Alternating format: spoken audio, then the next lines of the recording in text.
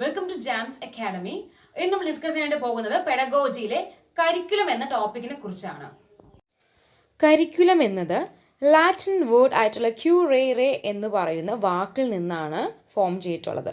ക്യൂറേറെ means to run, hence curriculum means a course to be run for reach a goal.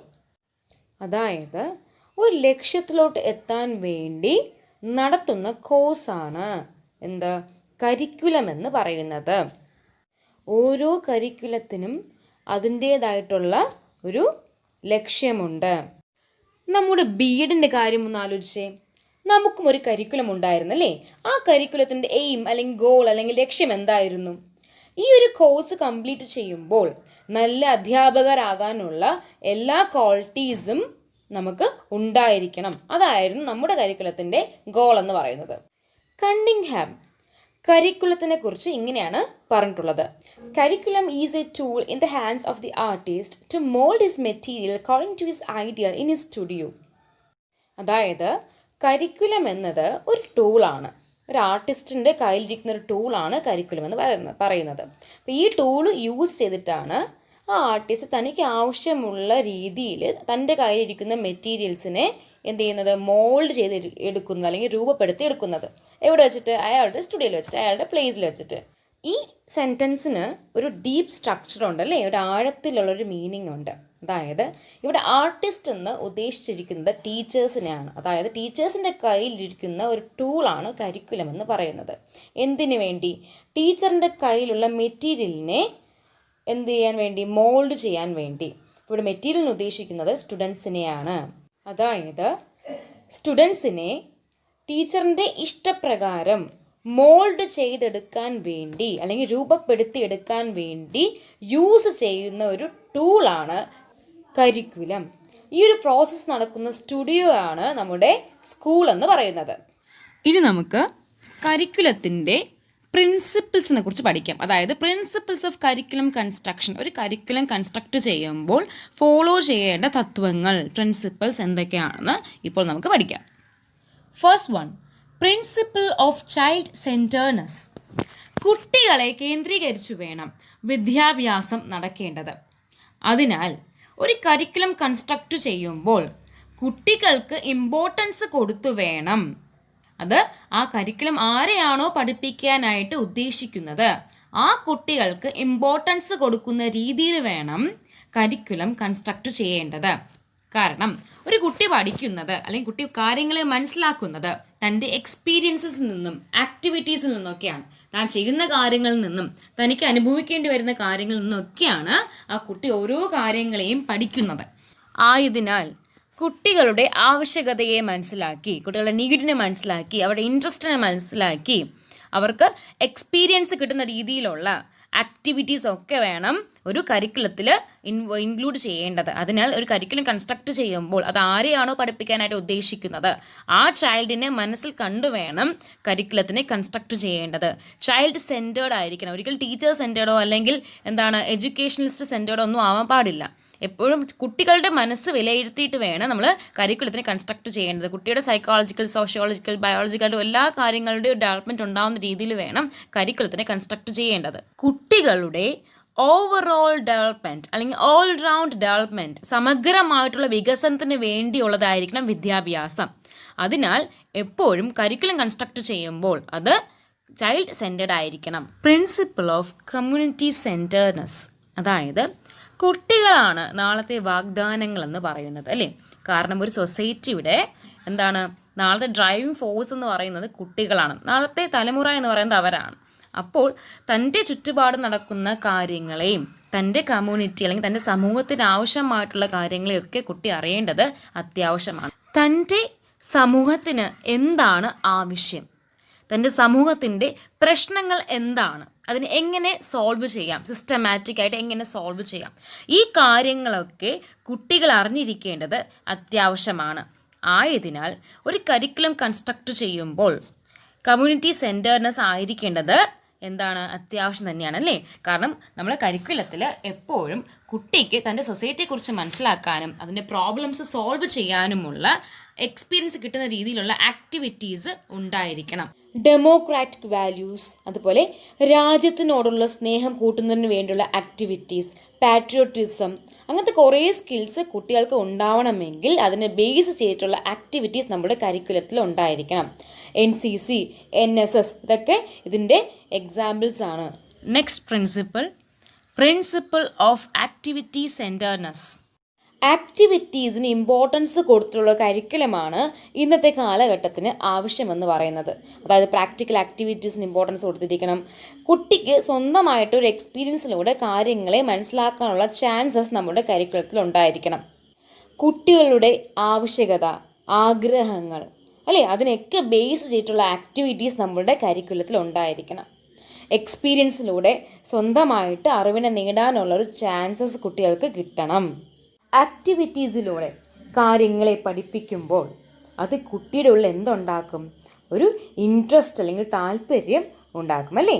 ചെറിയ ക്ലാസ്സിൽ ക്രിയേറ്റീവായിട്ടുള്ള ആക്ടിവിറ്റീസാണ് കൊടുക്കേണ്ടത്. കുറച്ച് വലിയ ക്ലാസ്സിലോട്ട് എത്തുമ്പോൾ അത് കൺസ്ട്രക്റ്റീവായിട്ടുള്ള ആക്ടിവിറ്റീസ് ആയിരിക്കണം. അതായത് കുട്ടികൾ തന്നെ അവരുടെ ഇൻഫോർമേഷൻസിനെ കൺസ്ട്രക്റ്റ് ചെയ്തെടുക്കണം. Next point, principle of integration. അതായത് ഒരു കരിക്കുലത്തിൽ കുട്ടിയുടെ നീഡ്സിനും സമൂഹത്തിൻ്റെ ആവശ്യകതയ്ക്കും അതുപോലെ 21st സെഞ്ച്വറിയുടെ ഈ ഒരു സെഞ്ച്വറിയുടെ അല്ലെങ്കിൽ ഒരു കാലഘട്ടത്തിൻ്റെ ആവശ്യകതയ്ക്കൊക്കെ ഇമ്പോർട്ടൻസ് കൊടുത്തിരിക്കണം. അതായത് ഒരു കുട്ടിയുടെ കോഗ്നിറ്റീവ്, എഫക്റ്റീവ് ആൻഡ് സൈക്കോമോട്ടർ ഒബ്ജക്റ്റീവ്സിനും എബിലിറ്റീസിനും സ്കിൽസിനും ഒക്കെ ഒരു സ്ഥാനം നമ്മുടെ കരിക്കുലത്തിൽ ഉണ്ടായിരിക്കണം. കരിക്കുലം ഇൻറ്റഗ്രേറ്റഡ് ആയിരിക്കണം, സംയോജിതമായിരിക്കണം, സമഗ്രമായിരിക്കണം.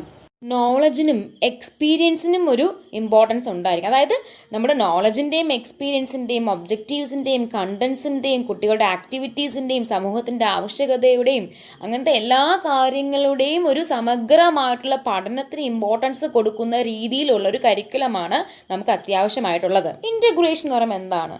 ഒരു കൂട്ടിച്ചേർക്കൽ അല്ലേ? ഒരു സമഗ്രമായിട്ടുള്ള സംയോജനമായിട്ടുള്ള ഒരു പഠനമാണ് കുട്ടികൾക്ക് ലഭിക്കേണ്ടത്. ഇവിടെ ഒരു ഇൻറ്റഗ്രേറ്റഡ് ആയിട്ടുള്ള സ്കിൽസാണ് കുട്ടികൾക്ക് ലഭിക്കേണ്ടത്. കുട്ടികളുടെ ആവശ്യത്തിന് സാറ്റിസ്ഫൈ ചെയ്യുന്ന സ്കില്ലുകൾ, ആക്ടിവിറ്റീസ്, അതുപോലെ സമൂഹത്തിന് ആവശ്യമായിട്ടുള്ള സ്കില്ലുകൾ, ഈ ഒരു കാലഘട്ടത്തിന് ആവശ്യമായ സ്കില്ലുകൾ, കുട്ടികളുടെ നീഡ്സ്, ഡിസയേഴ്സ്, ഇൻട്രസ്റ്റിന് ബേസ് ചെയ്തിട്ടുള്ള സ്കില്ലുകൾ, അറിവിനും അതുപോലെ അനുഭവത്തിന് ഇമ്പോർട്ടൻസ് കൊടുക്കുന്ന സ്കില്ലുകൾ, അങ്ങനെ ഇത്തരം സ്കില്ലുകളെയൊക്കെ സംയോജിപ്പിച്ച് തരുന്ന രീതിയിലുള്ള ഒരു കരിക്കുലമാണ് ഏറ്റവും ആപ്റ്റ് കരിക്കുലം എന്ന് പറയുന്നത്. Next point, forward looking principle.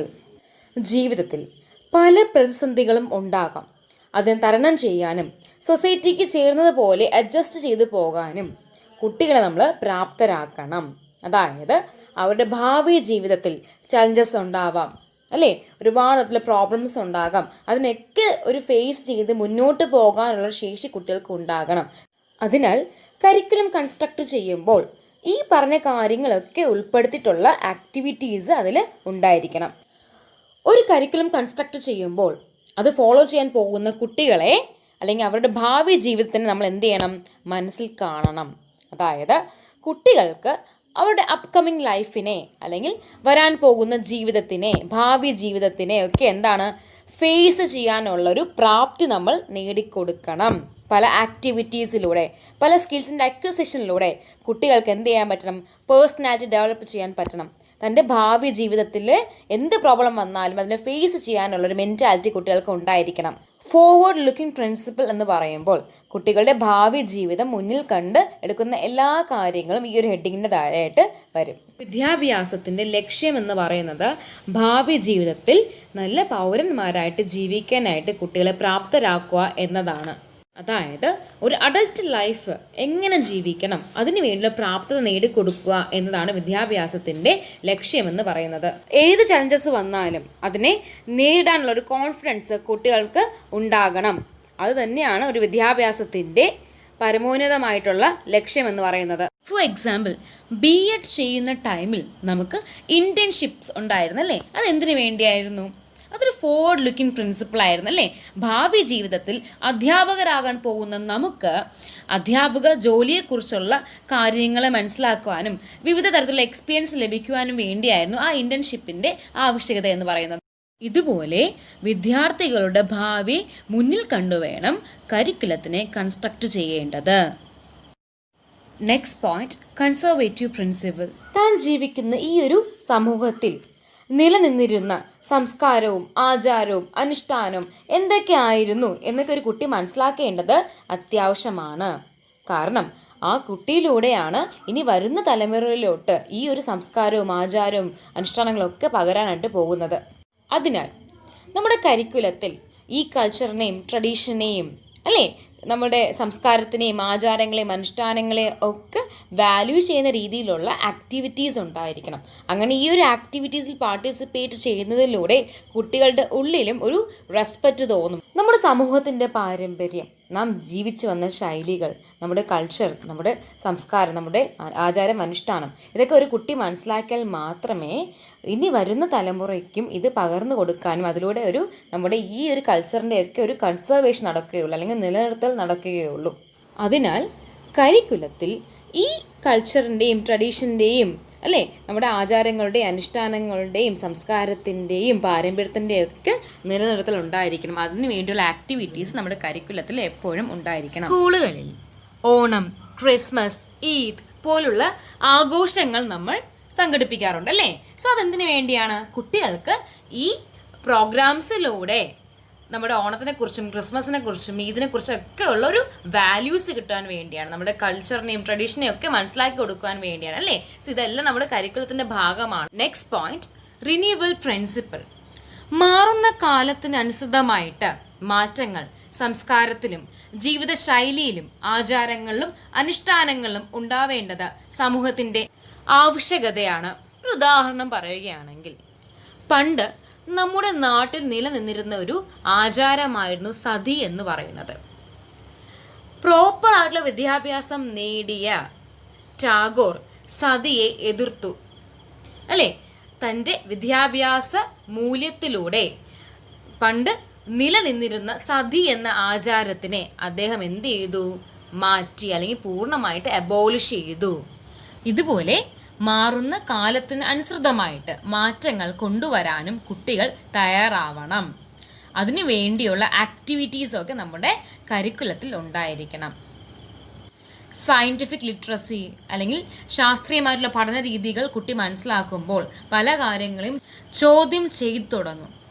അതായത് റിന്യൂവൽ പ്രിൻസിപ്പിൾ എന്ന് പറയുമ്പോൾ കാലത്തിന് അനുസൃതമായിട്ട് മാറ്റങ്ങൾ സ്വന്തം കൾച്ചറിൽ കൊണ്ടുവരാനായിട്ട് കുട്ടികൾക്ക് ഒരു പ്രാപ്തത ഉണ്ടാകണം. അതിനു വേണ്ടിയുള്ള സ്കില്ലുകൾ അടങ്ങിയിട്ടുള്ള ആക്ടിവിറ്റീസ് നമ്മുടെ കരിക്കുലത്തിൽ ഉണ്ടായിരിക്കണം. Next one, motivational principle. ഒരു എഫക്റ്റീവ് ലേണിംഗ് നടക്കണമെങ്കിൽ കുട്ടിക്ക് ഒരു ഇൻട്രൻസിക് മോട്ടിവേഷൻ ഉണ്ടായിരിക്കണം. അതായത് ഒരു ആത്മപ്രചോദനം, സ്വന്തമായിട്ട് തന്നെ ഒരു പ്രചോദനം ഉണ്ടാവണം.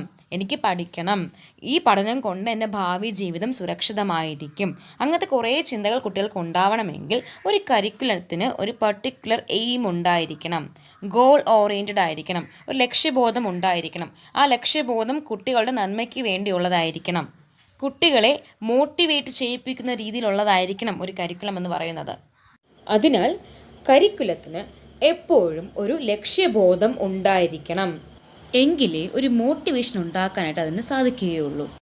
Next point, maturity principle.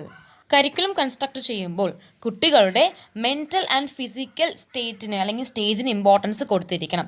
അവർക്ക് ഇപ്പോഴുള്ള മാനസിക ശാരീരിക വികസനത്തിന് അല്ലെങ്കിൽ വികാസത്തിന് അനുസൃതമായിരിക്കണം ഒരു കരിക്കുലം കൺസ്ട്രക്ട് ചെയ്യേണ്ടത്. ഒരു 20 വയസ്സുള്ള കുട്ടിയെ പഠിപ്പിക്കുന്ന അതേ കരിക്കുലം യൂസ് ചെയ്ത് 10 വയസ്സുള്ള കുട്ടിയെ പഠിപ്പിക്കാൻ സാധിക്കില്ല. അതുപോലെ ഒരു മാനസികമായ വെല്ലുവിളി നേരിടുന്ന കുട്ടികളെ പഠിപ്പിക്കുന്ന രീതി കുറച്ച് വ്യത്യാസമായിരിക്കും അല്ലേ. അവർക്ക് ഉപയോഗിക്കുന്ന കരിക്കുലവും വ്യത്യസ്തമാണ്. ഭിന്നശേഷിക്കാരായ കുട്ടികളെ പഠിപ്പിക്കുന്ന കരിക്കുലവും വ്യത്യസ്തമാണ്. ആയതിനാൽ കരിക്കുലം കൺസ്ട്രക്ട് ചെയ്യുമ്പോൾ മെച്യൂരിറ്റി പ്രിൻസിപ്പലിന് ഇമ്പോർട്ടൻസ് കൊടുക്കേണ്ടത് അത്യാവശ്യമാണ്. Next point, principle of preparation for life. എങ്ങനെയാണ് ഒരു സ്കൂൾ കരിക്കുലത്തിനെ ഡിസൈൻ ചെയ്യേണ്ടത്? ആ കരിക്കുലം ഫോളോ ചെയ്യുന്ന കുട്ടികളുടെ ഭാവി ജീവിതത്തിന് ഇമ്പോർട്ടൻസ് കൊടുക്കുന്ന രീതിയിൽ വേണം കരിക്കുലത്തിന് നമ്മൾ എന്ത് ചെയ്യേണ്ടത്? ഡിസൈൻ ചെയ്യേണ്ടത്. സമൂഹത്തിലെ വെല്ലുവിളികളെ നേടാനുള്ള പ്രാപ്തത കുട്ടികൾക്ക് ഉണ്ടായിരിക്കണം. അതുപോലെ സ്വന്തം ജീവിത നിലവാരം ഉയർത്താൻ വേണ്ടിയും തനിക്ക് സ്വന്തമായിട്ട് എന്തെങ്കിലും ഒരു സാമ്പത്തികമായിട്ടൊരു ഭദ്രത ഉണ്ടാക്കാനും കുട്ടികൾക്ക് പ്രാപ്തത ലഭിക്കുന്ന രീതിയിലുള്ള പ്രോഗ്രാംസ് ഒക്കെ ഒരു കരിക്കുലത്തിൽ ഉണ്ടായിരിക്കണം. അവർക്ക് ഭാവി ജീവിതത്തിൽ ഒരു തൊഴിൽ തിരഞ്ഞെടുക്കാനും അല്ലെങ്കിൽ ഒരു ലൈവ്ലിഹുഡിനെ കണ്ടുപിടിക്കാനും ഒക്കെ അവരെ സഹായിക്കുന്ന രീതിയിലുള്ള കരിക്കുലം ആയിരിക്കണം വേണ്ടത്. Next point, creative principle. കുട്ടികളുടെ ക്രിയേറ്റിവിറ്റിക്ക്, സർഗാത്മകതയ്ക്കൊക്കെ ഇമ്പോർട്ടൻസ് കൊടുക്കുന്ന രീതിയിൽ വേണം കരിക്കുലത്തിൽ കൺസ്ട്രക്ട് ചെയ്യേണ്ടത്. അങ്ങനെ കുട്ടികൾ ക്രിയേറ്റിവിറ്റിക്ക് ഇമ്പോർട്ടൻസ് കൊടുക്കുമ്പോൾ അവരുടെ നീഡ്സിനനുസരിച്ച് ക്രിയേറ്റീവായിട്ട് സമൂഹത്തിനെ മാറ്റാനായിട്ടും അല്ലെങ്കിൽ തൻ്റെ ചുറ്റുപാടിനെ മാറ്റാനായിട്ടും കുട്ടികൾ ശ്രമിക്കും. Next point, principle of elasticity, flexibility and variety. ഒരു കരിക്കുലം ഡിസൈൻ ചെയ്യുമ്പോൾ കാലഘട്ടത്തിന് അനുസൃതമായിട്ട് വേണം അതിനെ ഡിസൈൻ ചെയ്യേണ്ടത്. നമ്മുടെ സമൂഹത്തിൽ അല്ലെങ്കിൽ ഈ ഒരു കാലഘട്ടത്തിൽ വന്നിട്ടുള്ള എല്ലാ ചേഞ്ചസും കരിക്കുലത്തിലും ഉണ്ടായിരിക്കണം. ഫോർ എക്സാമ്പിൾ, പണ്ട് കാലത്ത് കമ്പ്യൂട്ടേഴ്സ് ഇല്ലായിരുന്നു അല്ലേ, പക്ഷെ ഇന്ന് എന്തുണ്ട്, കമ്പ്യൂട്ടേഴ്സ് ഉണ്ട്. അപ്പോൾ അതിന് ബേസ് ചെയ്തിട്ട് നമ്മൾ കരിക്കുലത്തിലും വ്യത്യാസം വന്നിട്ടുണ്ട്. 1996 കരിക്കുലം ഉപയോഗിച്ചിട്ട് 2020 കുട്ടികളെ നമുക്ക് പഠിപ്പിക്കാനായിട്ട് സാധിക്കില്ല. അപ്പോൾ മാറുന്ന കാലഘട്ടത്തിന് അനുസൃതമായിട്ട് കരിക്കുലവും മാറേണ്ടതാണ്.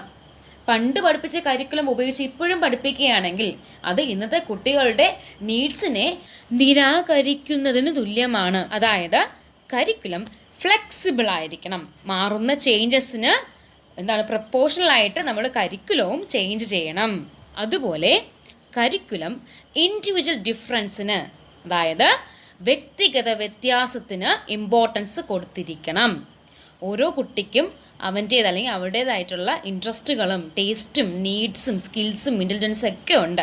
കാരണം കുട്ടികളൊക്കെ വ്യത്യസ്തരാണ്. അപ്പോൾ ആ വ്യത്യസ്തതയെ സപ്പോർട്ട് ചെയ്യുന്ന രീതിയിലുള്ള ആക്ടിവിറ്റീസ് നമ്മുടെ കരിക്കുലത്തിൽ ഉണ്ടായിരിക്കണം. അതൊരു ബ്രോഡ് ബേസ്ഡ് ആയിരിക്കണം, വിശാലമായിരിക്കണം. ഒരിക്കലും നാരോ മെൻറ്റാലിറ്റി ഉണ്ടാവാൻ പാടില്ല. വിശാലമായിട്ടുള്ള കാഴ്ചപ്പാടുകൾ നൽകുന്ന രീതിയിലുള്ള ആക്ടിവിറ്റീസ് ഉള്ളതായിരിക്കണം നമ്മുടെ കരിക്കുലം എന്ന് പറയുന്നത്. മീൻസ് കരിക്കുലം ഫ്ലെക്സിബിൾ ആയിരിക്കണം, ഇലാസ്റ്റിക് ആയിരിക്കണം, വെറൈറ്റി ഉള്ളതായിരിക്കണം. ഒരിക്കലും കരിക്കുലം റിജിഡ് ആവാൻ പാടില്ല. മാറ്റങ്ങൾക്ക് അനുസൃതമായിട്ട് മാറിയില്ലെങ്കിൽ ആ കരിക്കുലത്തിനെ അക്സെപ്റ്റ് ചെയ്യാൻ കുട്ടികൾക്ക് സാധിക്കില്ല. കുട്ടികളുടെ പൂർണ്ണമായിട്ടുള്ള ഹോളിസ്റ്റിക് ആയിട്ടുള്ള ഒരു വികസനവും അവിടെ സംഭവിക്കുകയില്ല. Next point, principle of balance. Curriculum എപ്പോഴും ബാലൻസ്ഡ് ആയിരിക്കണം. അതായത് ആ കരിക്കുലം ഫോളോ ചെയ്യുന്ന കുട്ടിക്ക് ലഭിക്കുന്ന ഡയറക്റ്റ് എക്സ്പീരിയൻസ്, നേരിട്ട് കിട്ടുന്ന അനുഭവങ്ങളും അതുപോലെ ഇൻഡയറക്റ്റ് എക്സ്പീരിയൻസ്, നേരിട്ടല്ലാതെ കിട്ടുന്ന അനുഭവങ്ങളും തുല്യമായിരിക്കണം. ഒന്ന് കൂടാനോ ഒന്ന് കുറയാനോ പാടില്ല. ഡയറക്റ്റ് എക്സ്പീരിയൻസും ഇൻഡയറക്റ്റ് എക്സ്പീരിയൻസും ബാലൻസ്ഡ് ആയിരിക്കണം, തുല്യമായിരിക്കണം. Next point, principle of utility. അതായത് കരിക്കുലം ഡിസൈൻ ചെയ്യുമ്പോൾ അത് ഫോളോ ചെയ്യുന്ന കുട്ടികളുടെ പ്രാക്ടിക്കൽ ലൈഫിന് ഇമ്പോർട്ടൻസ് കൊടുത്തിരിക്കണം. ഒരു പ്രാക്ടിക്കാലിറ്റി കരിക്കുലത്തിൽ ഉണ്ടായിരിക്കണം. Occasional skills, technical bases, IT skills, entrepreneurship skills, അങ്ങനത്തെ പല രീതിയിലുള്ള തൊഴിലധിഷ്ഠിത വിദ്യാഭ്യാസത്തിന് ഊന്നൽ കൊടുക്കുന്ന രീതിയിലായിരിക്കണം നമ്മൾ കരിക്കുലത്തിനെ കൺസ്ട്രക്ട് ചെയ്യേണ്ടത്. ഒരു കുട്ടിയുടെ പേഴ്സണാലിറ്റി ഡെവലപ്മെൻറ്റിന് ഇമ്പോർട്ടൻസ് കൊടുക്കണം.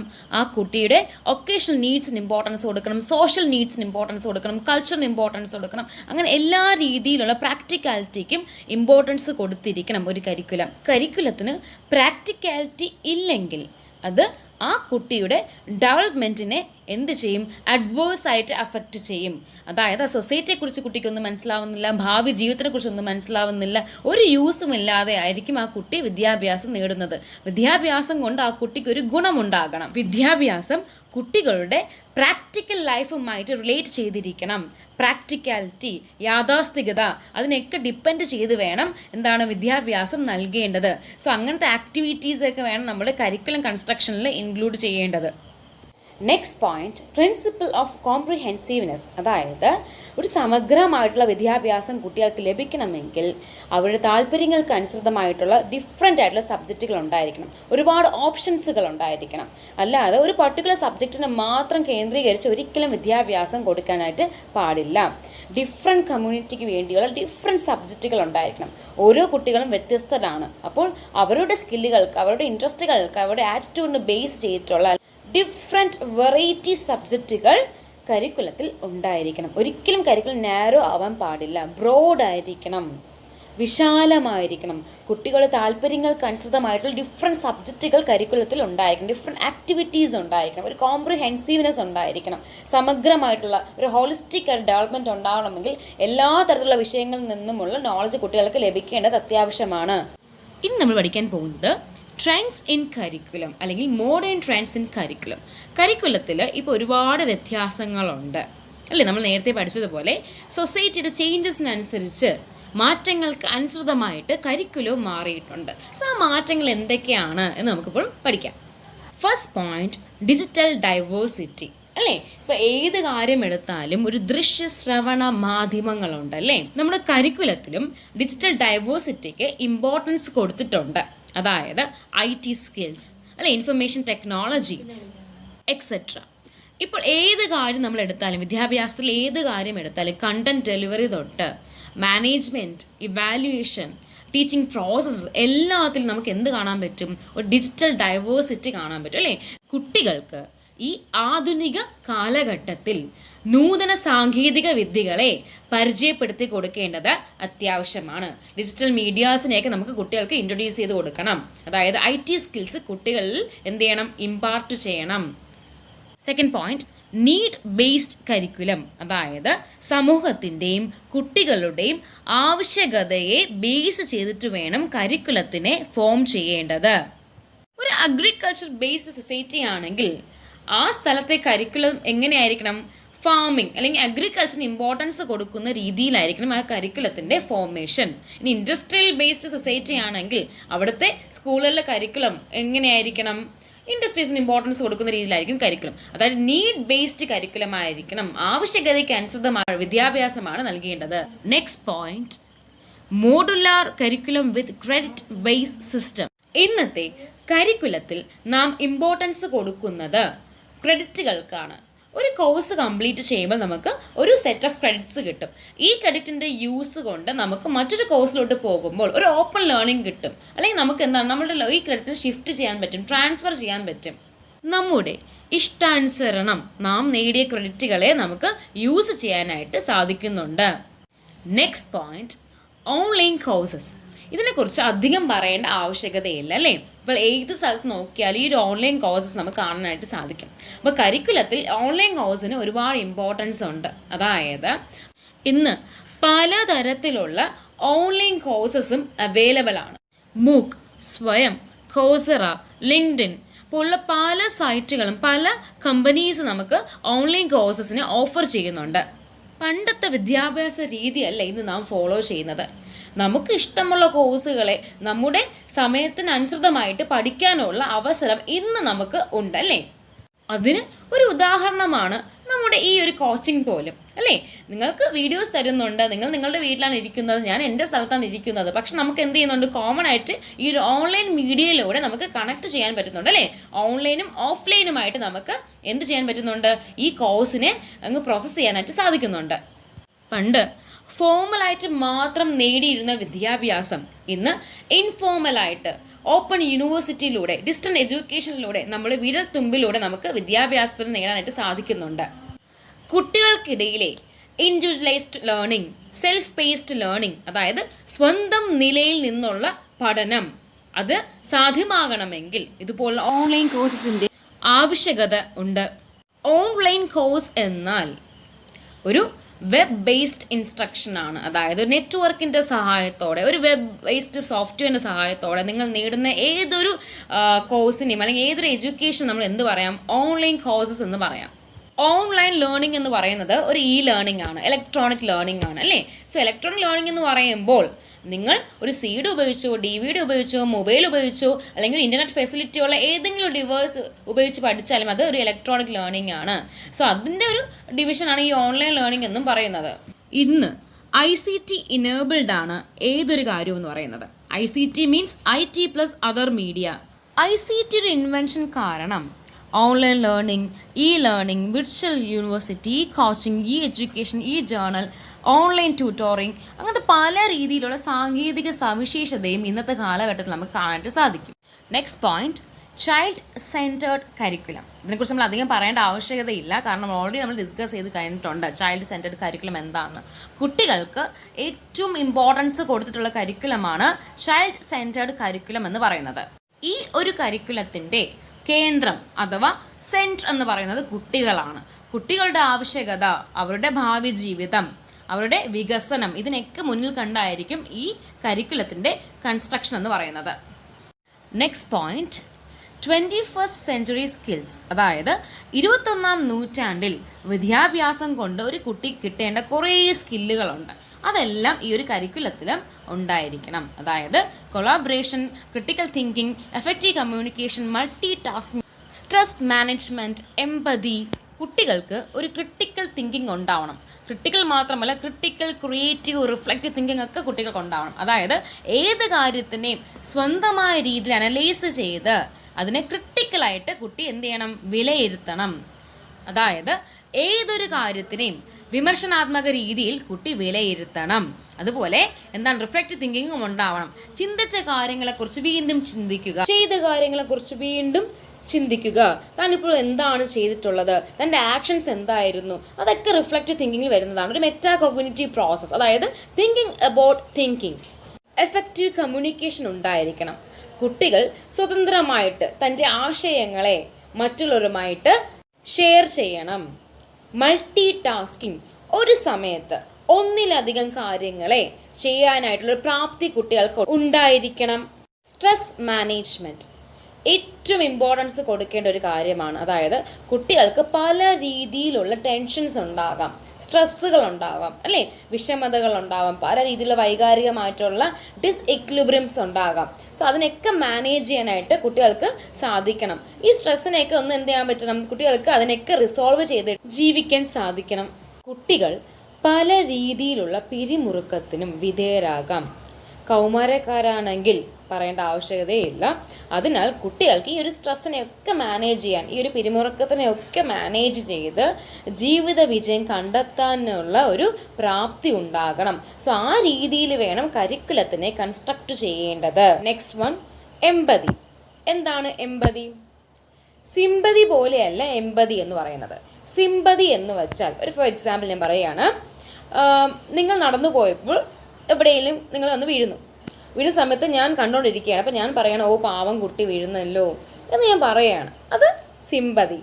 ഇനി നിങ്ങൾ വീഴുന്നത് കണ്ടപ്പോൾ എനിക്ക് തോന്നിയ വികാരം എന്ന് പറയുന്നത്, അയ്യോ ഇപ്പോൾ ആ കുട്ടിയുടെ സ്ഥാനത്ത് ഞാനായിരുന്നെങ്കിൽ എന്ത് സംഭവിച്ചേനെ എന്നൊരു തോന്നലിൽ നിന്ന് ഞാൻ ആക്ട് ചെയ്യുകയാണെങ്കിൽ അത് എംപതി. അതായത് ഞാനായിരുന്നു ആ കുട്ടിയുടെ സ്ഥാനത്തെങ്കിൽ ഞാൻ എന്ത് ചെയ്യുമായിരുന്നു, അങ്ങനെ ചിന്തിച്ചിട്ട് ഞാൻ വന്ന് നിങ്ങളെ സഹായിക്കുകയാണെങ്കിൽ, ഒരു ആക്ഷൻ നടന്നുവെങ്കിൽ അതെന്താണ്, എംപതി.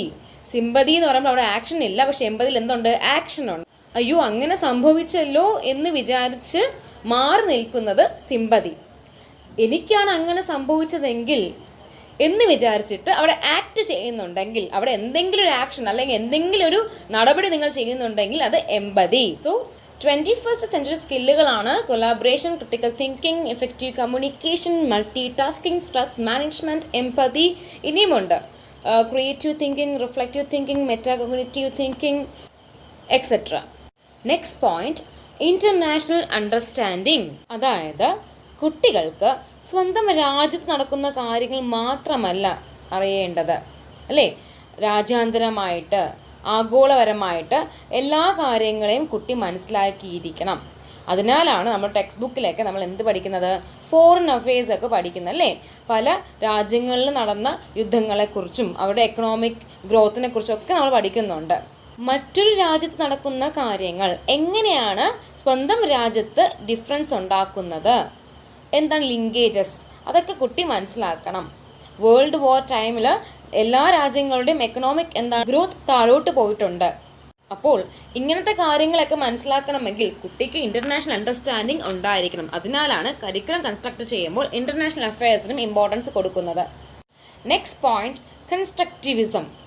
കുട്ടികൾ ഒരിക്കലും ഒരു സ്പോഞ്ചല്ല. അധ്യാപകർ കൊടുക്കുന്ന വിദ്യാഭ്യാസത്തിനെ അബ്സോർബ് ചെയ്യുന്ന വെറും സ്പോഞ്ചുകളല്ല വിദ്യാർത്ഥികൾ എന്ന് പറയുന്നത്.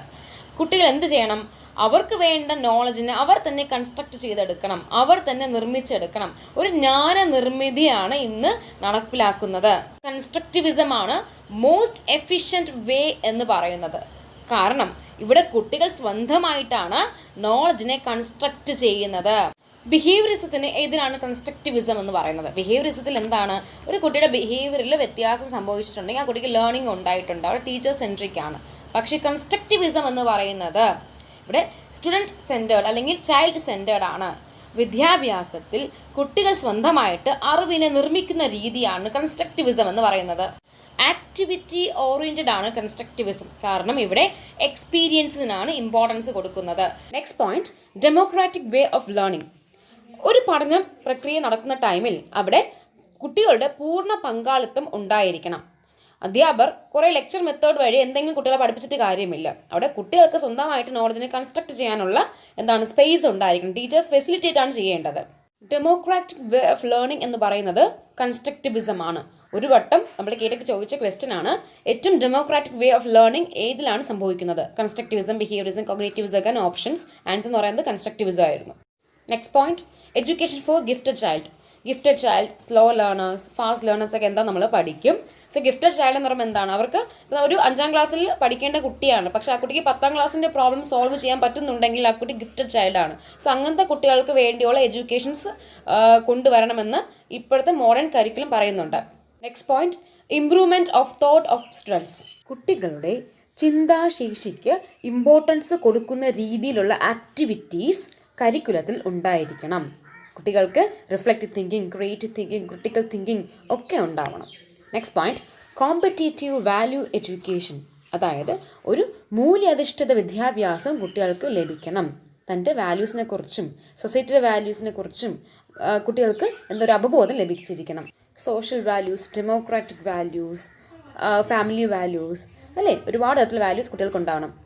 Next, CCE, continuous and comprehensive evaluation. നിരന്തരവും സമഗ്രവുമായിട്ടുള്ളൊരു വിലയിരുത്തൽ ഉണ്ടായിരിക്കണം. പഠന പ്രക്രിയയിൽ മുഴുവനായിട്ടൊരു വിലയിരുത്തൽ ഉണ്ടായിരിക്കണം. കുട്ടികളുടെ അവരുടെ സ്റ്റാർട്ടിങ് തൊട്ട് അവരൊരു കോഴ്സിന് ജോയിൻ ചെയ്യുമ്പോൾ ആ സ്റ്റാർട്ടിങ് തൊട്ട് എൻഡിങ് വരെയുള്ള എല്ലാ കാര്യങ്ങളുടെയും ഒരു വിലയിരുത്തൽ ഉണ്ടായിരിക്കണം. Next, approaches to curriculum. Concentric spiral, type study, topic approach, historical approach, nature study, nature rambling. ഇത്രയാണ് അപ്രോച്ചസ് ടു കരിക്കുലത്തിൽ വരുന്നത്. അതായത് എങ്ങനെയൊക്കെ നമുക്ക് നമ്മുടെ കരിക്കുലത്തിനെ ഓർഗനൈസ് ചെയ്യാം, സ്ട്രക്ചർ ചെയ്യാം, ഇതൊക്കെയാണ് ഈ ഒരു ടൈപ്സിൽ വരുന്നത്. ഫസ്റ്റ് അപ്രോച്ച് കോൺസെൻട്രിക് അപ്രോച്ച് ആണ്.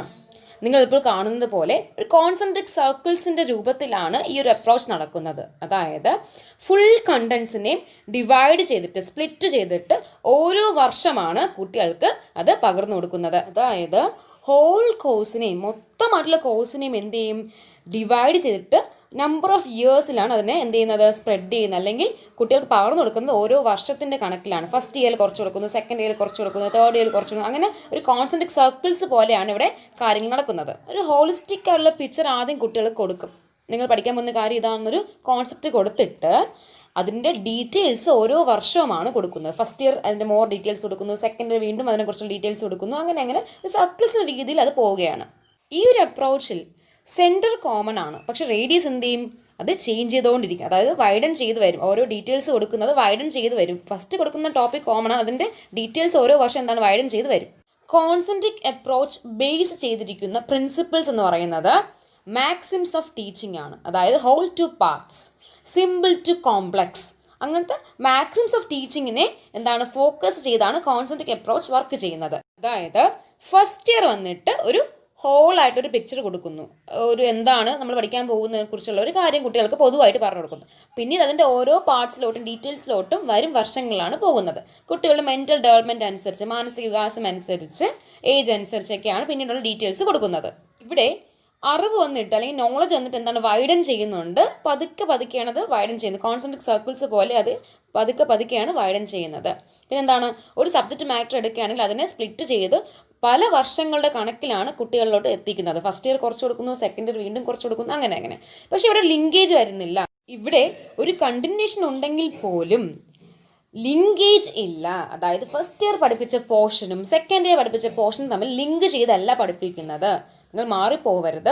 കോൺസെൻട്രിക് അപ്രോച്ചിൽ ഫസ്റ്റ് ആദ്യം ഒരു ഹോളിസ്റ്റിക് ആയിട്ടുള്ള ഒരു കാര്യം പറഞ്ഞു കൊടുക്കുന്നു, പിന്നീട് അതിൻ്റെ ഡീറ്റെയിൽസിലോട്ട് ഓരോ വർഷവും നമ്മൾ പോവുകയാണ്. അതായത് ഒരു ഫുൾ കണ്ടന്റിനെ സ്പ്ലിറ്റ് ചെയ്ത് പല വർഷങ്ങളിലൂടെയാണ് കുട്ടികളിൽ എത്തിക്കുന്നത്. അതായത് ഹോൾ കണ്ടന്റിനെയും ഡിവൈഡ് ചെയ്ത് സ്പ്രെഡ് ഓവർ ഇയേഴ്സ്, പല വർഷങ്ങൾ എടുത്തിട്ടാണ് കുട്ടികളിലോട്ട് ഈ ഒരു കൺസെപ്റ്റിനെ എത്തിക്കുന്നത്. ഒരു ഇൻട്രൊഡക്റ്ററി ഇയേഴ്സിൽ എലമെൻ്ററി സ്റ്റേജിൽ എന്താണ്, എലമെൻ്ററി നോളജ് കൊടുക്കും, ബേസിക് ആയിട്ടുള്ള കാര്യങ്ങൾ കൊടുക്കും. ഒരു എക്സാമ്പിൾ പറയുകയാണെങ്കിൽ ബയോളജിയിലെ ലിവിങ് തിങ്സ് എന്നൊരു കോൺസെപ്റ്റാണ് കുട്ടികൾക്ക് പഠിപ്പിക്കാനായിട്ട് പോകുന്നത്. അപ്പോൾ നമുക്ക് അതിനെ എങ്ങനെ ഡിവൈഡ് ചെയ്യാം? ഫസ്റ്റ് ഇയർ വന്നിട്ട് നമുക്ക് ഇങ്ങനെ പഠിപ്പിക്കാം, പ്ലാന്റ്സും ആനിമൽസും ജീവിക്കുന്നുണ്ടോ, അവർക്ക് ജീവനുണ്ടോ എന്ന് നമുക്ക് പഠിപ്പിക്കാം. സെക്കൻഡ് ഇയറിൽ എങ്ങനെയാണ് ലിവിങ് തിങ്സ് വ്യത്യസ്തരാകുന്നത്, തേർഡ് ഇയറിൽ എങ്ങനെയാണ് പ്ലാന്റ്സും ആനിമൽസും ലീവ് ചെയ്യുന്നത്, വളരുന്നത്, ജീവിക്കുന്നത് എങ്ങനെയാണെന്നൊക്കെ പഠിപ്പിക്കാം. ഇനി ഫോർത്ത് നമുക്ക് എങ്ങനെ പഠിപ്പിക്കാം, പ്ലാന്റ്സിനെയും ആനിമൽസിനെയും എങ്ങനെ ക്ലാസിഫൈ ചെയ്യാമെന്ന് പഠിക്കാം. ഫിഫ്ത്ത് ഇയറോ പ്ലാന്റ് ബോഡിയും ആനിമൽ ബോഡിയെയും കുറിച്ച് നമുക്ക് പഠിപ്പിക്കാം. ഫുൾ കോൺസെപ്റ്റിനെ നമ്മൾ എങ്ങനെ ഡിവൈഡ് ചെയ്തതെന്ന് ഇപ്പോൾ മനസ്സിലായല്ലോ. ഇവിടെ ഒരു കണ്ടിന്യൂഷൻ ഉണ്ട്, പക്ഷെ ഒരു ലിങ്കേജ് ഇല്ല. ലിങ്കേജ് എന്താണ്? അതായത് ഫസ്റ്റ് പഠിപ്പിച്ച കാര്യത്തിനെ തന്നെ വീണ്ടും റിപ്പീറ്റ് ചെയ്തല്ല നമ്മൾ സെക്കൻഡ് ഇയറിൽ പുതിയൊരു കോൺസെപ്റ്റിനെ ഇൻട്രൊഡ്യൂസ് ചെയ്യുന്നത്. ഫസ്റ്റ് പഠിപ്പിച്ച കാര്യത്തിൻ്റെ ഡീറ്റെയിൽസിലോട്ടാണ് നമ്മൾ പോകുന്നത്, അതിൻ്റെ മോർ ഡീറ്റെയിൽസിലോട്ട്, അതിൻ്റെ കുറച്ചുകൂടി ആഴത്തിലാണ് നമ്മൾ പഠിക്കുന്നത് അല്ലെങ്കിൽ പഠിപ്പിക്കുന്നത്. ഇവിടെ കോൺസെൻട്രിക് സർക്കിൾസ് പോലെ സെൻറ്റർ ഒന്നാണെങ്കിലും ബാക്കി സർക്കിൾസിൻ്റെ റേഡിയസ് വ്യത്യാസമാണ് അല്ലേ. അതായത് നമ്മൾ ഫസ്റ്റ് ഒരു കാര്യം പഠിപ്പിച്ചു, പിന്നീട് അതിൻ്റെ ഡീറ്റെയിൽ പാർട്ടിലോട്ടാണ് നമ്മൾ പോകുന്നത്. അപ്പോൾ മീൻസ് ഇവിടെ ഒരു ലിങ്കേജ് ഇല്ല. ഫസ്റ്റ് ജനറൽ ഐഡിയ കൊടുക്കുന്നു, പിന്നീടുള്ള വർഷങ്ങളിൽ സ്പെസിഫിക് ഐഡിയാസ് ആണ് കൊടുക്കുന്നത്. General to specific. Gestalt school of psychological principles ആണ് ഇവിടെ യൂസ് ചെയ്തിട്ടുള്ളത്. അതായത് ഹോൾ ടു പാർട്സ്, ആദ്യം ഹോളിസ്റ്റിക് ആയിട്ട് കൊടുക്കുന്നു, പിന്നീട് പാർട്സിലോട്ട് പോകുന്നു, but there is no linkage between the contents. ഇതിന്റെ സ്റ്റെപ്സുകൾ എന്തൊക്കെയാണ്? ഫസ്റ്റ് ഒരു യൂണിറ്റ് നമ്മൾ എടുക്കുന്നു, ആ യൂണിറ്റിന് നമ്പർ ഓഫ് സബ് ടോപ്പിക്സ് ആയിട്ട് അല്ലെങ്കിൽ സബ് യൂണിറ്റ്സ് ആയിട്ട് നമ്മൾ എന്ത് ചെയ്യുന്നുണ്ട്, ഡിവൈഡ് ചെയ്യുന്നു, സ്പ്ലിറ്റ് ചെയ്യുന്നു. പിന്നീട് എന്ത് ചെയ്യും, ഓരോ ക്ലാസ്സിലും കുട്ടികളുടെ മാനസികമായിട്ടുള്ള ഡെവലപ്മെൻറ്റ് അനുസരിച്ച് ആ ടോപ്പിക്സിനെ നമ്മൾ സ്പ്രെഡ് ചെയ്യും. നിങ്ങളിപ്പോൾ കാണുന്നത് കോൺസെൻട്രിക് ഓർഗനൈസേഷൻ്റെ ഒരു പിക്ചറാണ് അല്ലേ. സെൻറ്റർ കോമൺ ആണ്, പക്ഷെ ഓരോ ഡീറ്റെയിൽസും ഓരോ വർഷം കൂടുമ്പോൾ വൈഡൻ ചെയ്ത് വലുതായി വരുന്നുണ്ട് അല്ലേ. പക്ഷേ കൺസെൻട്രിക് അപ്രോച്ചിൽ ലിങ്കേജ് ഇല്ല. ലിങ്കേജ് വരുന്നത് സ്പൈറൽ അപ്രോച്ചാണ്. Next point, spiral curriculum. ആ വാക്കിൽ തന്നെ ഉണ്ടല്ലേ, സ്പൈറൽസ് പോലെ. അതായത് കോൺസെൻട്രിക് സർക്കിൾസ് അല്ല, സ്പൈറൽസ് പോലെ ഒരു ഫസ്റ്റ് തൊട്ട് ലാസ്റ്റ് വരെയും ഒരു ലിങ്കേജ് ഉണ്ട്, കണ്ടിന്യൂവേഷൻ ഉണ്ട്, കണ്ടിന്യൂറ്റി ഉണ്ട്. ഈ ഒരു ലിങ്കേജ് ഒരിക്കലും ഇതിൽ ബ്രോക്കൺ ആകുന്നില്ല. ബ്രൂണറിൻ്റെ ഒരു സംഭാവനയാണ് സ്പൈറൽ കരിക്കുലം എന്ന് പറയുന്നത്. അതായത് ഇവിടെ എങ്ങനെയാണ് പഠിപ്പിക്കുന്നത്? ഫസ്റ്റ് ടീച്ചർ ബേസിക് ഫാക്റ്റ് പഠിപ്പിക്കും. കോൺസെൻട്രിക് ആയിരുന്നെങ്കിൽ ഹോളിസ്റ്റിക് ആയിട്ടുള്ള ഒരു കാര്യം നമ്മൾ പറഞ്ഞു കൊടുത്തിട്ട് പിന്നെ ഡീറ്റെയിൽസിലോട്ടാണ് പോകുന്നത്. ഇവിടെ ബേസിക് ആയിട്ടുള്ള കുറച്ച് ഫാക്റ്റുകളെ കുറിച്ച് നമ്മൾ പഠിപ്പിക്കുന്നുണ്ട്. അതിൻ്റെ ഡീറ്റെയിൽസ് നമ്മൾ ആദ്യം കൊടുക്കുന്നില്ല. പിന്നീട് ലേണിംഗ് പ്രോഗ്രസ് ഉണ്ടാകുന്നതോടൊപ്പം ആ ഐഡിയാസ് എന്ത് ചെയ്യുന്നുണ്ട്, ഡെവലപ്പ് ചെയ്ത് വരുന്നുണ്ട്. ഇവിടെ ഒരു ലിങ്കേജ് ഉണ്ട്. ഫസ്റ്റ് ഇൻട്രൊഡ്യൂസ് ചെയ്ത ബേസിക് കോൺസെപ്റ്റുകളെ വീണ്ടും റിപ്പീറ്റ് ചെയ്ത് റീഎംഫസൈസ്ഡ് ചെയ്തിട്ടാണ് അതിൻ്റെ ഡീറ്റെയിൽസിലോട്ട് പോകുന്നത്. അപ്പോൾ ആ ഫസ്റ്റ് ഒരു കാര്യം നമ്മൾ പഠിപ്പിച്ചു, സെക്കൻഡ് അതിനെക്കുറിച്ച് ഡീറ്റെയിൽസ് പഠിപ്പിക്കുമ്പോൾ ആ ഫസ്റ്റ് പഠിച്ച കാര്യത്തിനെ വീണ്ടും എംഫസൈസ് ചെയ്ത് ആ പ്രീവിയസ് നോളജിന് ഇമ്പോർട്ടൻസ് കൊടുത്തിട്ടാണ്, ലിങ്ക് ചെയ്തിട്ടാണ് ഇവിടെ പഠിപ്പിക്കുന്നത്. കോൺസെൻട്രിക് സർക്കിൾസ് എന്ന് പറയുമ്പോൾ ഒരു ഫുൾ ടോപ്പിക്കിനെ പല വർഷങ്ങളായിട്ടാണ് പഠിപ്പിക്കുന്നത്, സ്പ്ലിറ്റ് ചെയ്ത് പഠിപ്പിക്കും അല്ലേ. ഫസ്റ്റ് ഇയർ കുറച്ച് കൊടുക്കുന്നു, പിന്നീട് കുട്ടികളുടെ ഡെവലപ്മെൻറ്റ് അനുസരിച്ച് ആ ടോപ്പിക്കിനെ വൈഡൻ ചെയ്ത് പോകുന്നു. പിന്നെ അവിടെ നമുക്ക് നിർബന്ധമില്ല ഫസ്റ്റ് പഠിപ്പിച്ച കാര്യത്തിന് വീണ്ടും എംഫസൈസ് ചെയ്ത് ലിങ്ക് ചെയ്ത് പഠിപ്പിക്കണമെന്ന്. പക്ഷെ ഇവിടെ ഇവിടെ ഒരു കണ്ടിന്യൂഷൻ ഉണ്ടായിരിക്കണം. ഒരു സ്പൈറൽ അപ്രോച്ച് കാരണം കുട്ടികൾക്ക് വിവിധങ്ങളായിട്ടുള്ള കൺസെപ്റ്റുകളെയും ടോപ്പിക്സിനെയും സ്കിൽസിനെയും ആറ്റിറ്റ്യൂഡ്സിനെയും ഒക്കെ മനസ്സിലാക്കാനുള്ള ഒരു ചാൻസ് ലഭിക്കുന്നുണ്ട്. ഒരു കണ്ടിന്യൂസ് ആയിട്ടുള്ള അപ്രോച്ചാണ് ഇവിടെ നടക്കുന്നത്. ലേണറിൻ്റെയും ലേണിംഗ് പ്രോസസ്സിൻ്റെയും ഡെവലപ്മെൻറ്റ് അനുസരിച്ചിട്ടാണ് ഇവിടെ ഗ്രാജുവൽ ആയിട്ട് നോളജിൻ്റെ വൈഡനിങ് ഉണ്ടാവുന്നത്. ഫസ്റ്റ് ഇയർ പഠിപ്പിച്ച കാര്യങ്ങളെ വീണ്ടും എംഫസൈസ് ചെയ്തിട്ട് സെക്കൻഡ് ഇയർ വീണ്ടും അതിനെക്കുറിച്ച് ഡീറ്റെയിൽസ് കൊടുക്കുന്നു. റിപ്പറ്റീഷൻ ഇവിടെ ഉണ്ടാകുന്നുണ്ട്. ഇവിടെ ഒരു കണ്ടിന്യൂഷൻ ഉണ്ട്, ലിങ്കേജ് ഉണ്ട്. Next point, nature study. ആ വാക്ക് കേൾക്കുമ്പോൾ തന്നെ നമുക്ക് മനസ്സിലാകും അല്ലേ, പ്രകൃതിയെക്കുറിച്ച് മനസ്സിലാക്കുവാനും പ്രകൃതിയിലെ കാര്യങ്ങളെ, തത്വങ്ങളെ, ഫിനോമിനാസിനെ, ഗൈഡിങ് പ്രിൻസിപ്പിൾസിനെ കുറിച്ചൊക്കെ കുട്ടികൾക്ക് ഒരു അവബോധം കിട്ടുവാൻ വേണ്ടിയാണ് ഈ നേച്ചർ സ്റ്റഡി എന്നൊരു അപ്രോച്ച് ഉണ്ടാകണമെന്ന് പറയുന്നത്. നേച്ചറിന് ഇമ്പോർട്ടൻസ് കൊടുത്ത് നടത്തുന്ന പഠന പ്രക്രിയയാണ് നേച്ചർ സ്റ്റഡി എന്ന് പറയുന്നത്. അതായത് കുട്ടികൾക്ക് സ്വന്തം എൻവയോൺമെൻറ്റിനെ കുറിച്ച് ഒരു അവബോധം ഉണ്ടായിരിക്കണം. അതിനാലാണ് നമ്മൾ പ്രൈമറി ക്ലാസ്സിൽ എന്ത് കൊടുക്കുന്നത്, EVS എന്നൊരു സബ്ജക്റ്റ് കൊടുക്കുന്നത് അല്ലേ, എൻവയോൺമെൻറ്റൽ സയൻസ്. തൻ്റെ ചുറ്റുപാട് നടക്കുന്ന കാര്യങ്ങളെക്കുറിച്ച് കുട്ടി മനസ്സിലാക്കേണ്ടത് അത്യാവശ്യമാണ്. തൻ്റെ പ്രകൃതി എന്താണ്, പ്രകൃതിയിലെ ഗൈഡിങ് പ്രിൻസിപ്പിൾസ് എന്താണ്, ഫിനോമിനാസ് എന്താണ്, ബയോളജിക്കൽ ഫാക്ടേഴ്സ് എന്താണ്, ലിവിങ് തിങ്സ് എന്താണ്, നോൺ ലിവിങ് തിങ്സ് എന്താണ്. കാരണം ഈ ഒരു നേച്ചർ എന്ന് പറയുന്നതാണ്, അല്ലെങ്കിൽ നേച്ചർ സയൻസ് എന്ന് പറയുന്നത് എല്ലാ സയൻസിൻ്റെയും എന്താണ് ബേസിക് ആയിട്ടുള്ള ഒരു ഫൗണ്ടേഷൻ എന്ന് നമുക്ക് പറയാം. ഈ ഒരു നേച്ചർ സ്റ്റഡിയിലൂടെ കുട്ടികളുടെ ഒബ്സർവേഷൻ, റീസണിങ് പവർ, അല്ലേ, കുട്ടിയും പ്രകൃതിയുമായിട്ടൊരു ബന്ധം ക്രിയേറ്റഡ് ആകുന്നുണ്ട്, അല്ലേ, ചൈൽഡും എന്താണ് എൻവയോൺമെൻറ്റുമായിട്ട് ഒരു റിലേഷൻഷിപ്പ് ഉണ്ടാവുന്നുണ്ട്. സോ ഒരു സൗണ്ട് നോളജ് പ്രകൃതിയെക്കുറിച്ച് കിട്ടാൻ വേണ്ടി ഒരു നേച്ചർ സ്റ്റഡിയുടെ നെസസിറ്റി അല്ലെങ്കിൽ ആവശ്യകത ഉണ്ട്. നേച്ചർ സ്റ്റഡി എന്ന് പറയുമ്പോൾ പ്രകൃതിക്കാണ് ഇമ്പോർട്ടൻസ് കൊടുക്കുന്നതെങ്കിൽ നേച്ചർ റാംബ്ലിംഗ് കൊടുക്കുന്നത് ചൈൽഡിൻ്റെ അല്ലെങ്കിൽ കുട്ടിയുടെ എക്സ്പീരിയൻസിനാണ്. കുട്ടി അനുഭവിക്കുന്ന കാര്യങ്ങളെ, കുട്ടി കാണുന്ന കാര്യങ്ങൾക്ക്, കുട്ടി കേൾക്കുന്ന കാര്യങ്ങൾക്ക്, അങ്ങനെ കുട്ടിയുടെ എക്സ്പീരിയൻസിന് ഇമ്പോർട്ടൻസ് കൊടുക്കുന്ന മെത്തേഡാണ് നേച്ചർ റാംബ്ലിംഗ് എന്ന് പറയുന്നത്. എക്സ്പീരിയൻസ് ചെയ്ത കാര്യങ്ങളെ ആയിരിക്കും ആദ്യം ഇവിടെ നമ്മൾ പഠിപ്പിക്കുന്നത്. ഫോർ എക്സാമ്പിൾ ട്രീസിനെ കുറിച്ച്, പ്ലാന്റ്സിനെ കുറിച്ച്, റെയിനിനെ കുറിച്ചൊക്കെ നമ്മൾ പ്രൈമറി സ്റ്റേജിൽ പഠിപ്പിക്കും. കാരണം ഇതൊക്കെ കുട്ടിക്ക് ഓൾറെഡി എന്താണ് അനുഭവിച്ചിട്ടുള്ള അല്ലെങ്കിൽ അനുഭവത്തിൽ ഉണ്ടായിട്ടുള്ള കാര്യങ്ങളാണ്. Next approach type study. ഇവിടെ മെറ്റീരിയലിനെ അല്ലെങ്കിൽ കൺസെപ്റ്റുകളെ ക്ലാസിഫൈ ചെയ്യുന്നു പല ടൈപ്പുകളായിട്ട്. ഒരു ടൈപ്പ് എന്ന് പറയുമ്പോൾ ഒരു ഗ്രൂപ്പിൻ്റെ കോമൺ ക്യാരക്ടറിസ്റ്റിക്സിനെയാണ് റെപ്രസെൻറ്റ് ചെയ്യുന്നത്. ഫോർ എക്സാമ്പിൾ നമ്മൾ ഏതെങ്കിലും ഒരു പ്ലാന്റിനെ കുറിച്ച് പഠിപ്പിക്കുകയാണ്. ആ ടൈമിൽ ആ പ്ലാന്റിൻ്റെ കുറേ കോമൺ ക്യാരക്ടറിസ്റ്റിക്സ് ആ പ്ലാന്റ് ബിലോങ്സ് ചെയ്തിട്ടുള്ള ഫാമിലിയുള്ള ബാക്കി പ്ലാന്റ്സിനും കാണില്ലേ? സോ അങ്ങനത്തെ കുറേ ജനറലൈസേഷൻസ് നമുക്ക് കൊണ്ടുവരാനായിട്ട് സാധിക്കും. ഈ ഒരു അപ്രോച്ചിലൂടെ കുട്ടികൾക്ക് എന്താണ് കോമൺ ക്യാരക്ടറിസ്റ്റിക്സിനെ പഠിപ്പിക്കുന്നതിലൂടെ കുട്ടികൾക്ക് എന്താണ് ജനറലൈസ് ചെയ്യാനായിട്ട് സാധിക്കുന്നുണ്ട്. സ്വന്തമായിട്ട് ഒരു കാര്യം മനസ്സിലാക്കുമ്പോൾ അതിൻ്റെ ബേസിസിൽ അതുമായി റിലേറ്റ് ചെയ്തുള്ള ബാക്കി കാര്യങ്ങളും ജനറലൈസ് ചെയ്യാൻ അല്ലെങ്കിൽ ഒരു നിഗമനത്തിലോട്ട് എത്താനായിട്ട് കുട്ടികൾക്ക് സാധിക്കുന്നത് ഈ ഒരു അപ്രോച്ചിലാണ്. ഫോർ എക്സാമ്പിൾ നമ്മൾ എസ് ബ്ലോക്കിലെ ഒരു എലമെൻറ്റിനെ കുറിച്ച് പഠിപ്പിച്ചു, ഒരു ഹൈഡ്രജനെ കുറിച്ചോ നമ്മൾ എന്തെങ്കിലും ഒരു എലമെൻറ്റിനെ കുറിച്ച് പഠിപ്പിച്ച ടൈമിൽ അതിനൊരു കോമൺ ആയിട്ട് കുറേ ക്യാരക്ടറിസ്റ്റിക്സ് കാണില്ലേ? അതൊരു ടൈപ്പാണല്ലേ. സോ ആ ഒരു പർട്ടിക്കുലർ ഗ്രൂപ്പിനെ റെപ്രസെൻറ്റ് ചെയ്യുന്നൊരു ടൈപ്പാണ് നമ്മൾ പഠിപ്പിച്ച ഒരു എലമെൻറ്റ് എന്ന് പറയുന്നത്. അപ്പോൾ ആ എലമെൻറ്റിനെ കുറിച്ച് പഠിക്കുന്ന കുട്ടിക്ക് അതിൻ്റെ കോമൺ ക്യാരക്ടറിസ്റ്റിക്സ് മനസ്സിലാക്കുന്ന ഒരു കുട്ടിക്ക് ആ ഗ്രൂപ്പിലുള്ള ബാക്കി എലമെൻറ്റ്സിനെ കുറിച്ച് മനസ്സിലാക്കിക്കൂടെ? ഒരു ജനറലൈസ്ഡ് ഐഡിയ ആ കുട്ടിക്ക് ലഭിക്കില്ലേ? അങ്ങനെ ജനറലൈസ്ഡ് ഐഡിയ ലഭിക്കാൻ വേണ്ടി ഉപയോഗിക്കുന്ന ഒരു അപ്രോച്ചാണ് ടൈപ്പ് സ്റ്റഡി എന്ന് പറയുന്നത്. ഈ ഒരു മെത്തേഡ് നമ്മുടെ സൈക്കോളജിക്കൽ പ്രിൻസിപ്പിൾസിനെ ബേസ് ചെയ്തിട്ടുള്ള മെത്തേഡാണ്. ഇത് കുട്ടികൾക്ക് സയൻറ്റിഫിക് തിങ്കിങ്ങിനും അതുപോലെ എന്താണ് ഒബ്സർവേഷൻ്റെ പവറിനൊക്കെ ഇമ്പോർട്ടൻസ് കൊടുക്കുന്ന ഒരു അപ്രോച്ചാണ്. പിന്നെ ഇതിൻ്റെ ഒരു ഡ്രോബാക്ക് എന്ന് പറയുകയാണെങ്കിൽ നമുക്ക് എല്ലാ കണ്ടന്റുകളും ഇതുപോലെ ടൈപ്സുകളായിട്ട് നമുക്ക് എന്താണ് ക്ലാസിഫൈ ചെയ്യാൻ പറ്റില്ല.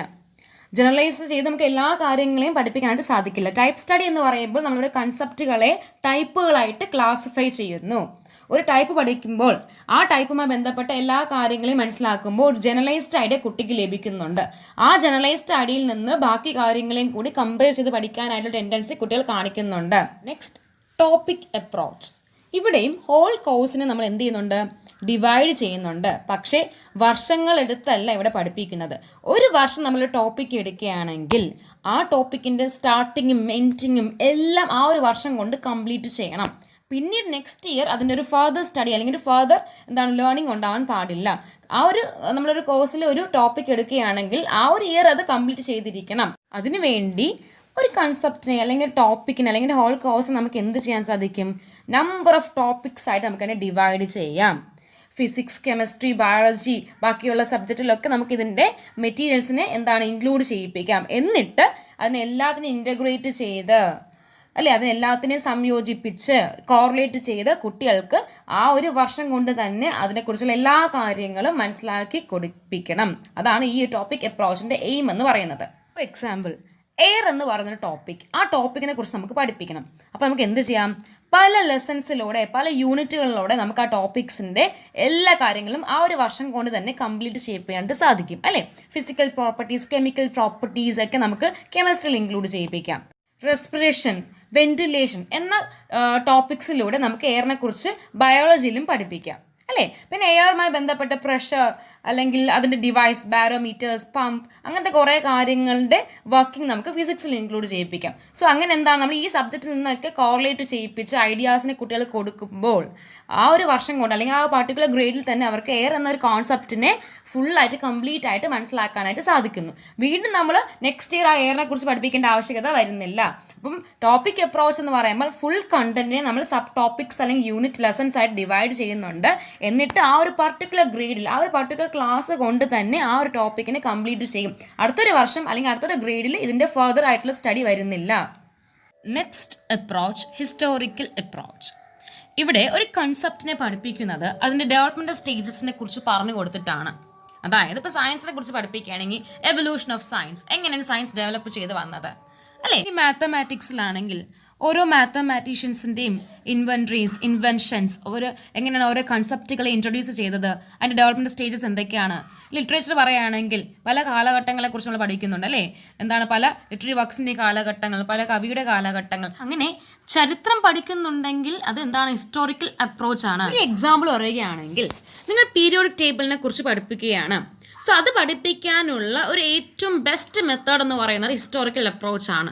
കാരണം നിങ്ങൾക്ക് പറഞ്ഞു കൊടുക്കാം എങ്ങനെയാണ് പീരിയോഡിക് ടേബിൾ ഡെവലപ്പ് ചെയ്ത് വന്നത്, ഏതൊക്കെ സയൻറ്റിസ്റ്റുകളാണ് ഇതിനെക്കുറിച്ച് പറഞ്ഞിട്ടുള്ളത്, ഫസ്റ്റ് പീരിയോഡിക് ടേബിൾ ഏതാണ്, അതിൻ്റെ ഡ്രോബാക്സ് എന്തൊക്കെയാണ്, ഇപ്പോഴത്തെ മോഡേൺ പീരിയോഡിക് ടേബിൾ ഏതാണ്, അതിൻ്റെ അഡ്വാൻറ്റേജസ് എന്തൊക്കെയാണ്. സോ ഫസ്റ്റിൽ നിന്ന് ലാസ്റ്റിലോട്ട് എത്താനെടുത്ത സമയം, ആ കാലഘട്ടത്തിൽ സംഭവിച്ച കാര്യങ്ങൾ, ഇതൊക്കെ നിങ്ങൾ ഒരു കഥ പോലെ കുട്ടികൾക്ക് പറഞ്ഞു കൊടുക്കുകയാണെങ്കിൽ, ഒരു ചരിത്രപരമായിട്ടുള്ള രീതിയിൽ കുട്ടികൾക്ക് പറഞ്ഞു കൊടുക്കുകയാണെങ്കിൽ അതെന്താണ് ഹിസ്റ്റോറിക്കൽ അപ്രോച്ച് ആണ്. അതായത് ഒരു കാര്യത്തിൻ്റെ ഡെവലപ്മെൻറ്റ് സ്റ്റേജ് മൊത്തം നിങ്ങൾ പറഞ്ഞു കൊടുക്കുകയാണെങ്കിൽ, അതെങ്ങനെ ഡെവലപ്പ് ചെയ്തു നിങ്ങൾ പറഞ്ഞു കൊടുക്കുകയാണെങ്കിൽ അതെന്താണ് ഹിസ്റ്റോറിക്കൽ അപ്രോച്ച് ആണ്. Thank you.